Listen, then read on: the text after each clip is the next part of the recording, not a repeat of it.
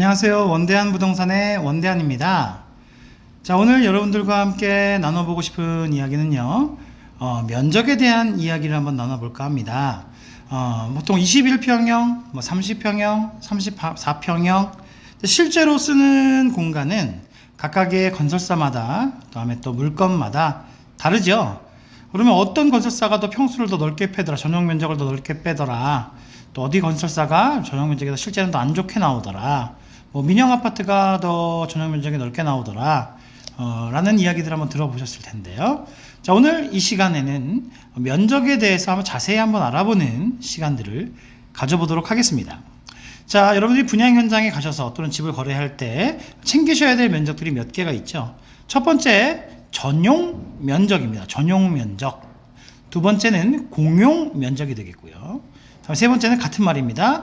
공급 면적 또는 계약 면적. 두 가지, 공급 면적과 계약 면적은 같은 말이다 라고 보시면 되겠습니다. 자, 그러면 우리 아파트에 써있죠. 34평형이다, 뭐 20평형이다 써있는 것은 전부 공급 면적 또는 계약 면적을 이야기하는 거죠.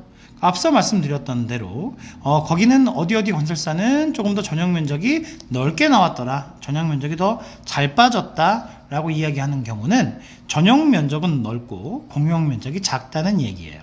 그러니까 같은 30평대 아파트를 하더라도 어떤 아파트는 전용률이 높고, 그러니까 전용 면적이 넓고 공용 면적이 좁으면 비율적으로 전용률이 올라가겠죠. 어떤 아파트는 전용률이 높고 어떤 아파트는 전용률이 낮습니다. 이거는 아파트뿐만 그런 게 아니고요. 오피스텔도 전용률이라는 게 있고요. 오피스도 전용률이라는 게 있습니다. 왜냐하면 집이라는 게 내가 공중을 날아서 그냥 갑자기 내 집에 쑥 들어갈 수 있는 게 아니라 주차장도 이용해야 되고 놀이터도 있을 거고, 다음에 각종 편의시설도 있을 거고, 복도, 그 다음에 엘리베이터, 이런 모든 것들을 거쳐서 내 집에 들어가는 거기 때문에 이 모든 계약하는 계약 면적 속에는 이러한 공용 면적들이 포함되어 있습니다. 그럼 여기서 질문 하나 드릴게요. 전용률이 높다는 거는 내가 같은 평형대를 사더라도 우리 집에 대한 게 더 넓다는 거죠. 전용률이 높은 게 더 좋을까요? 아니면 전용률이 낮은 게 좋을까요?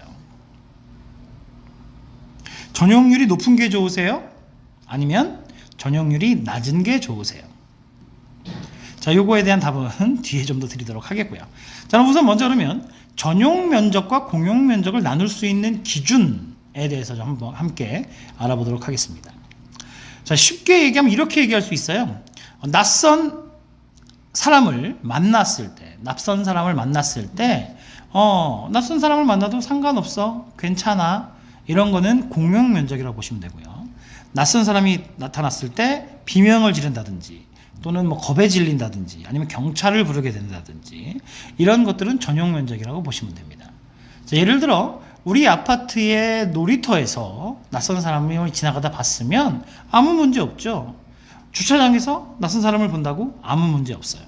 그런데 내 집 안방에 또는 내 집 화장실에, 내 집 거실에 다른 사람이, 낯선 사람이 와서 앉아 있거나 이용하고 있다 그러면 이건 끔찍한 일이죠. 그게 바로 전용 면적이다. 전용 면적과 공용 면적을 나누는 방법이라고 보시면 되겠습니다. 자, 그럼 앞서 말씀드렸던 전용률이 높은 게 좋은 거냐, 낮은 게 좋은 거냐 생각해 보셨나요? 여러분들은 전용률이 높은 게 좋으세요? 낮은 게 좋으세요? 자, 전용률이라는 거는 그때 다릅니다. 그때 달라요. 자, 먼저 전용률이 낮다, 전용률이 떨어진다 라고 하는 건 공용 면적에 대한 비율이 높다라고 바꿔 이야기할 수 있어요. 그런 얘기는 다시 바꿔서 이야기하면 생활 편의시설이 굉장히 많다라고 얘기할 수 있어요.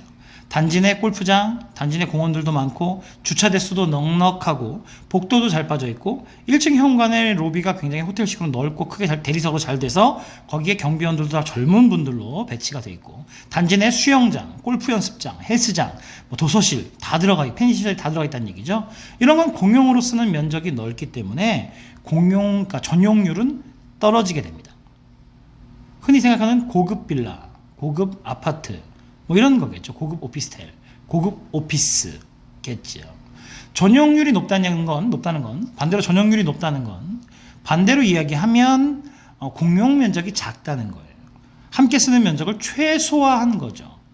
자, 주차 대수도 가구 수 대비 주차 대수가 훨씬 더 떨어지고 법적으로 주차 대수에는 허용되는 허용치만 맞춘 거죠.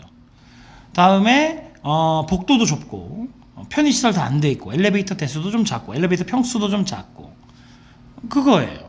뭐 서비스 면적 또는 편의시설 전무하죠. 이렇게 되면 전용률이 올라갑니다. 그러면 조금 아무래도 동네에서 제일 좀 싼 물건, 동네에서 제일 좀 편의시설이 떨어지는 물건이라고 얘기할 수 있어요. 자, 제가 이렇게 말씀드리니까 갑자기 처음에는 아마 여러분들이 전용률이 높은 게 좋지 하시다가 제가 이렇게 말씀드리니까 그럼 전용률이 낮은 게 좋은 건가 하시겠죠? 자, 이 전용률이라는 건 건설사에서 처음 설계를 할 때에 그 지역의 특성을 맞춥니다.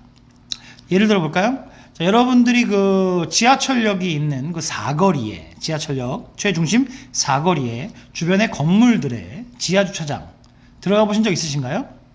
들어가면 주차 대수가 부족합니다. 어떤 건물이든 간에 주차 대수가 지하철역에서 주차장 찾는 거 쉽지 않습니다.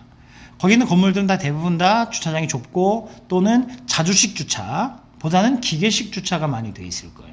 자, 아시겠죠? 자주식 주차는 자기가 그냥 대는 거고요. 기계식 주차는 엘리베이터를 통해서 차가 올라가고 내려가고 이렇게 2중, 3중 또는 10몇 층, 20몇 층까지 차가 이렇게 돌아가는 게 주차 타워 같은 거. 이게 기계식 주차죠. 자, 그러면 왜 역세권에는 주차장을 이렇게 좁게 만들까요? 왜냐하면 이 역세권 같은 경우에는 땅값이 비쌀 수밖에 없어요. 그럼 비싼 건물에 땅값이 비싼 곳에 건물을 지니까 건물값 자체가 비싸겠죠. 그런데 역세권엔 누가 사냐면 지하철을 이용하는 사람들이 사요. 주로 살아가는 게 지하철을 이용하는 사람들이 역세권에 삽니다. 그 이야기는 조금 더 부유층이 아니라 서민층들이 주로 역세권을 선호하더라라는 거죠. 그러면 거기 입주하는 입주민들이 대부분 서민들, 지하철을 이용하는 사람이라 하면 주차장에 대수는 의미가 없어요. 그런데 거기에 예를 들어 분양가가 비싸거나 분양가가 비싸면 자연스럽게 월세도 비싸고 전세도 비싸겠죠. 이렇게 되면 거기엔 공실이 날 확률이 높습니다. 땅값이 비싸니까. 그래서 최대한 건물값에서 가격을 낮추려 드는 거예요. 그래서 전용률이 높게 집니다. 복도도 좁고 최대한 편의시설 슬림하게 해서 잠자는 공간만을 잘 확보하는 형태의 소형 오피스텔들이 주로 많이 들어가는 이유가 거기에 있습니다. 그래서 주차장도 부족할 수밖에 없죠. 자, 차를 가진 사람들 주로 역세권 크게 좋아하진 않습니다. 물론 뭘 먹으러 가거나 놀러 갈 땐 역세권을 이용하지만 대부분 차로 출퇴근하게 되면 굳이 번잡한 데보단 약간 좀 떨어진 데 살죠. 다음에 전통적으로 보면 부촌은 언덕배기 정도의 부촌이 뷰가 잘 나와야 되거든요. 그래서 베버리 힐즈라고 이야기하는 부촌들을 보면 대부분 언덕에, 우리도 한남동이나 이런 평창동 다 언덕에 있잖아요. 자, 이렇게 도심지에서는 좀 떠나서 좀 쾌적하게 공기도 좋으면서 약간 좀 떨어지더라도 전망 좋고 뷰 좋은 곳, 이런 곳에 부촌들이 들어섭니다. 그런 지역은 아무래도 역세권보다는 땅값이 좀 저렴하겠죠. 그래서 조금 전용률을 떨어뜨려서 편의시설을 최대한 극대화시키고 자동차도 한 집당 하나씩이 아니라 3대, 4대씩 되기 때문에 주차장도 넉넉하게 집니다. 그렇기 때문에 전용률이 떨어지죠. 자, 이렇게 어느 지역에 누가 사느냐의 특성에 따라서 이렇게 전용률을 가지고 금액대를 조정한다라고 보시면 되겠습니다. 그렇기 때문에 단지 그냥 전용률이 높다고 좋거나 또는 전용률이 낮다고 편의시설이 많다고 좋은 것만은 아니라 그 지역의 특색에 따라 다르다라고 보시면 되겠습니다.